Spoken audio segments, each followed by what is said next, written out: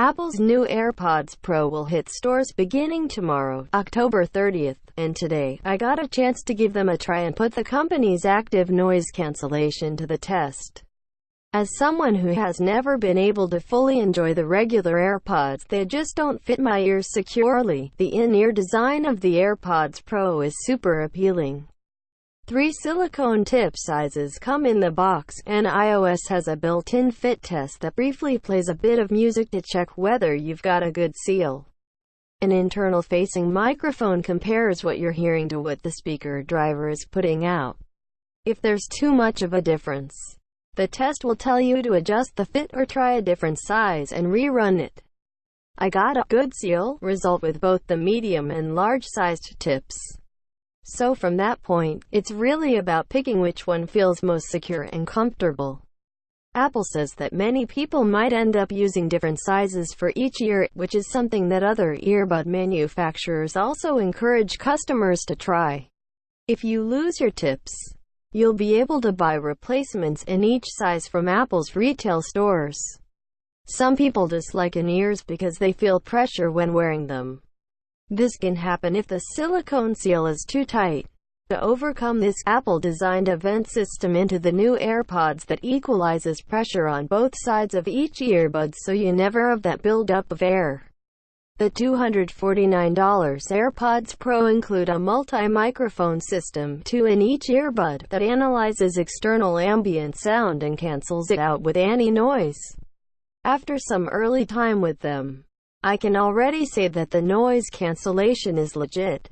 The AirPods Pro do a good job of cutting down on outside noise. They're earbuds, after all, so the effect isn't miraculous.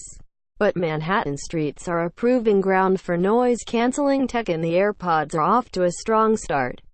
Each earbud runs its own noise cancellation process independently. You can still use just one AirPod individually if you want. Apple says you'll get 4.5 hours of continuous music listening when NC is enabled, but like other AirPods, there is enough juice in the carrying case to power them for a little over 24 hours. Noise cancellation can be controlled from iOS settings, Control Center, through Siri voice commands, or the indented force sensor area of each earbud. The old tap gestures are now gone since tapping a silicone earbud into your ear canal can get uncomfortable. You control these AirPods by squeezing the force sensor, a quick squeeze to pause or play, twice to skip a track, or 3 times to go back. Holding down switches between noise cancellation and transparency modes. You hear a tiny little click sound whenever you use the force sensor to confirm your squeeze was registered, but there's no button that actually moves. Transparency mode lets you hear what's going on around you. You just hold the force sensor, and a little chime indicates that you've entered ambient sound mode. The vent system also comes into play here, as you can talk at people normal volumes without speaking awkwardly loud or shouting because of the ear tip seal. You're free to just leave transparency mode active whenever you want, so this is a helpful feature for people who like the awareness provided by the open-air design of the regular AirPods. If you're running outside, it can be important for safety. As for sound quality, Apple says the AirPods Pro contains new custom-built drivers and amplifiers. But the real key ingredient is a feature called ambient EQ. As you listen to music, the AirPods Pro adjusts the sound signal 200 times a second to optimize audio for your specific ear shape with the help of an internal-facing microphone. Now, in some ways, you've got to take the company's word for this stuff. How is anyone really going to know if that analysis is happening? It's not something you hear or can detect. But when you turn off noise cancellation, ambient EQ also goes with it, and you can hear a difference. The AirPods Pro do sound slightly better with ambient EQ enabled. I like what I'm hearing so far. AirPods have never been about rumbling bass, but these are a clear improvement.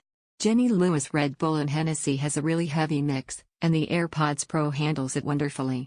These new AirPods cost a lot more at $249. So they've got to compete with other earbuds in that price range, and a lot of those sound terrific.